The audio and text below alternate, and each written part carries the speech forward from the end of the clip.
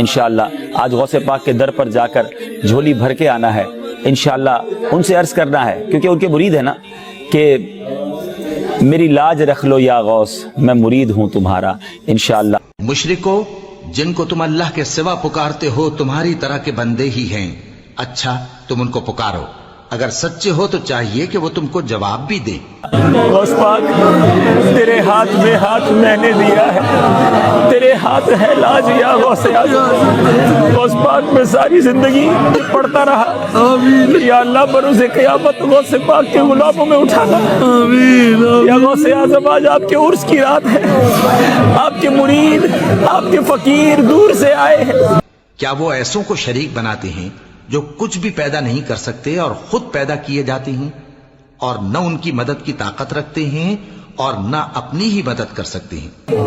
غوث پاک، آپ کے گناہگار مرید آئے ہیں، ہماری جھولی بھر دیجیے، جھولی کو میری بھر دو، ورنہ کہے گی دنیا ایسے سخی کا منگتا پھرتا ہے مارا مارا، میری لاج رکھ لو یا غوث۔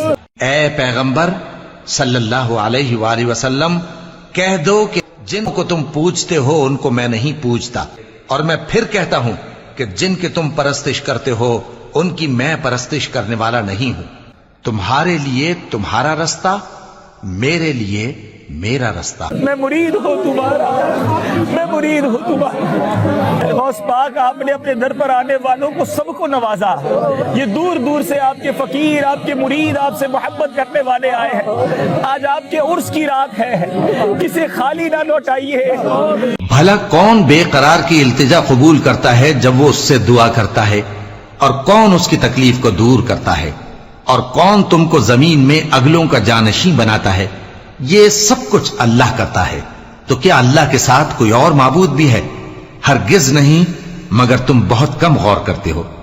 سب کی جھولیاں بھر دیجیے، ماں ہماں محتاج تو حاجت روا، ماں ہماں محتاج تو حاجت روا، المدد یا غوث اعظم سیدہ۔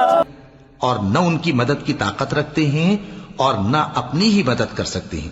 مشکلات بے عدد دارے ماں، المدد یا غوث اعظم پیر ماں، امداد کن، امداد کن، از بند غم آزاد کن، در دین و دنیا شاد کن، یا غوث اعظم دستگیر۔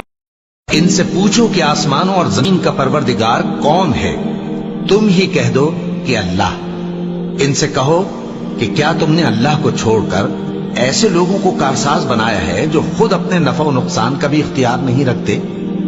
کہو، کیا اندھا اور آنکھوں والا برابر ہیں، یا اندھیرا اور اجالا برابر ہو سکتا ہے؟ بھلا ان لوگوں نے جن کو اللہ کا شریک مقرر کیا ہے، کیا انہوں نے اللہ کسی مخلوقات پیدا کی ہے جس کے سبب ان کے لیے مخلوقات مشتبہ ہو گئی ہے؟ کہہ دو کہ اللہ ہی ہر چیز کا پیدا کرنے والا ہے، اور وہ یکتا ہے، بڑا زبردست۔ یا شبیر یا شبر، یا عثمان یا حیدر، دفع شرکن خیراور، یا شبیر یا شبر، یا سید شاہ سلطان شیخ عبد القادر جیلانی۔ مشرکو، جن کو تم اللہ کے سوا پکارتے ہو تمہاری طرح کے بندے ہی ہیں، اچھا تم ان کو پکارو، اگر سچے ہو تو چاہیے کہ وہ تم کو جواب بھی دے۔ تم نے ان چیزوں کو دیکھا ہے جن کو تم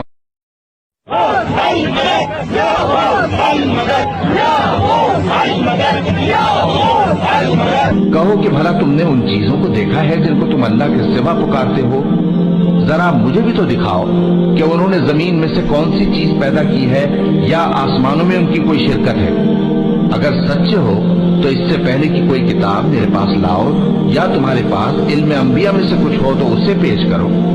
اور اس شخص سے بڑھ کر کون گمراہ ہو سکتا ہے جو ایسے کو پکارے جو قیامت تک اسے جواب نہ دے سکے، اور ان کو ان کے پکارنے ہی کی خبر نہ ہو؟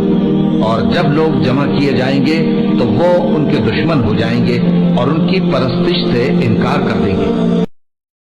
لوگوں، ایک مثال بیان کی جاتی ہے، اسے غور سے سنو کہ جن لوگوں کو تم اللہ کے سوا پکارتے ہو وہ ایک مکھی بھی نہیں بنا سکتے، اگرچہ اس کے لیے سب اکٹھے ہو جائیں، اور اگر مکھی ان سے کوئی چیز چھین لے جائے تو اسے اس سے چھڑا نہیں سکتے۔